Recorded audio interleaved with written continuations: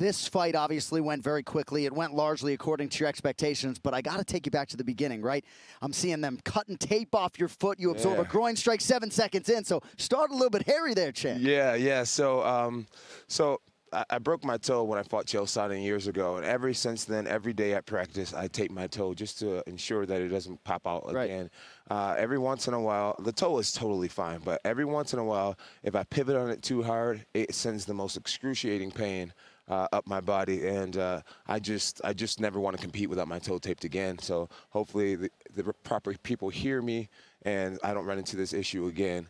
But you know what? I knew being a world champion, being in my position, nothing is supposed to be easy. Right. And so, Baltimore Ravens, my brother Arthur taught me that you got to have skin like an armadillo. And so I was having tape issues. I said, you know what? Screw it. Who cares? Nothing's going to stop me. I want to be in there. It's time for me to eat. So they cut the rest of the tape off my foot. They left my toe taped, and it was awesome. We get into the fight. I get kicked in the balls. I'm not sure if I can say that. You already did. Right away. I get kicked in the balls right away. It had a nice amount of power on it. It actually didn't hurt me too bad, but I didn't want that strike to go unnoticed. So I stopped. I acknowledged it. Smart. And, and fight continued, and got an early finish. You know, Jon, one of the most interesting things I saw from Fight Week was at the press conference, and you systematically broke down every weakness that you saw in Ciryl Gane's game, and he was sitting right next to you. Did all of those weaknesses that you saw play out here tonight that you could get that submission in the first round? Third fastest submission. Let me get this right because I just got this information. Third fastest submission in UFC heavyweight title history. Wow, that feels really good. That feels really good. We were really well rehearsed. I believe that I'm a product of my team, and one thing we do is we take studying very seriously.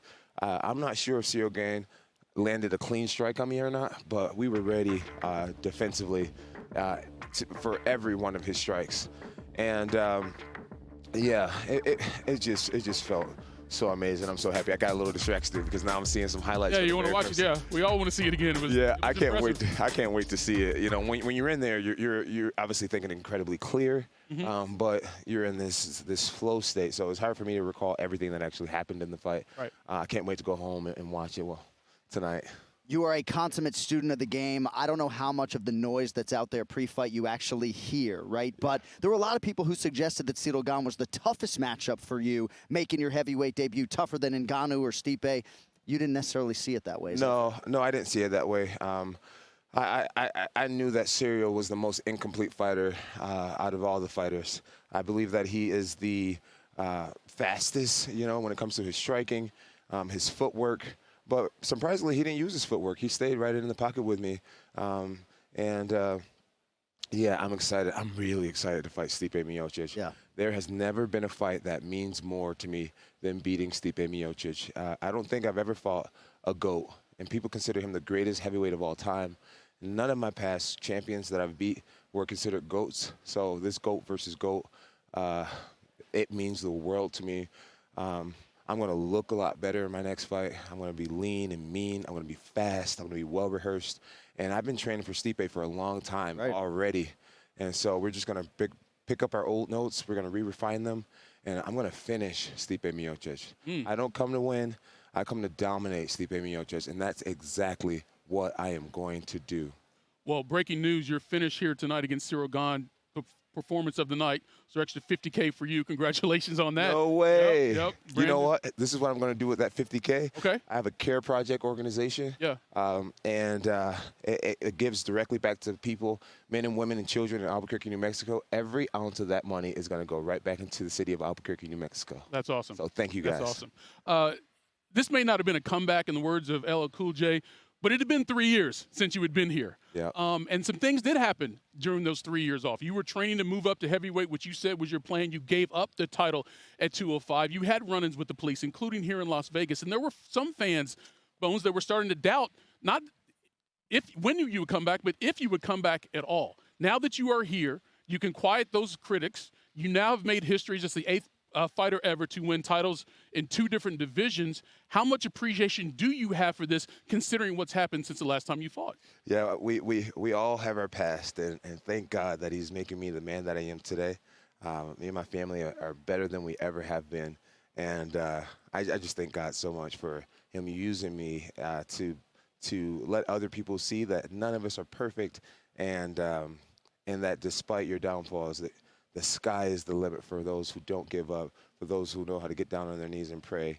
And I thank God for this platform. It means the world to me. Johnny, they say the most basic human need is to feel appreciated, and I hope you felt that love from the fan base. The celebrities came out in droves. If you had any questions as to the extent to which you resonate with this fan base, I hope those were answered here as you cement yourself as the true GOAT. Yeah. The fans gave me so much love tonight. Bro. So much love tonight at the weigh-ins and at my autograph signing I did earlier this week. I had a line all the way down the mall, and I'm just so grateful for each and every one of them for seeing me for who I am and still loving me. I'm so grateful. They inspire me. Some of the things that my fans have told me, people are very vulnerable with me. They open their heart to me. Yeah. And I'm grateful. I'm grateful to be relatable. I'm grateful to rub elbows with people no matter how high or how low. I'm grateful. I'm just grateful to be a man of the people. I'm very grateful for that. And I think they know that. They see that. Yeah, they do. And that's why we have such a strong relationship. How will that inspiration continue to foster your passion and love for the game, considering you got another fight coming up hopefully in July to defend now your new heavyweight championship? Because someone has accomplished as much as you have, and to be considered the greatest of all time, you still have to find motivation to keep doing it. How does that connection to the fans that Jon just mentioned feed into how you prepare? Well, Stipe Miocic he's quite the competitor. You know, he has a wrestling background. He's a very strong boxer, and he knows how to win a fight. Mm-hmm. Me and my team, we take him very, very seriously. I would recommend him take some time off from the fire department for a while. He's gonna need every ounce of himself to get through this one. And he's not going to get through it, but I'm telling you, he has my undivided attention. I have no side jobs, but to be the greatest champion that's ever lived. And I mean that with all due respect. I respect him. I love the fact that he serves his community. I consider him a great American. But this is my whole world.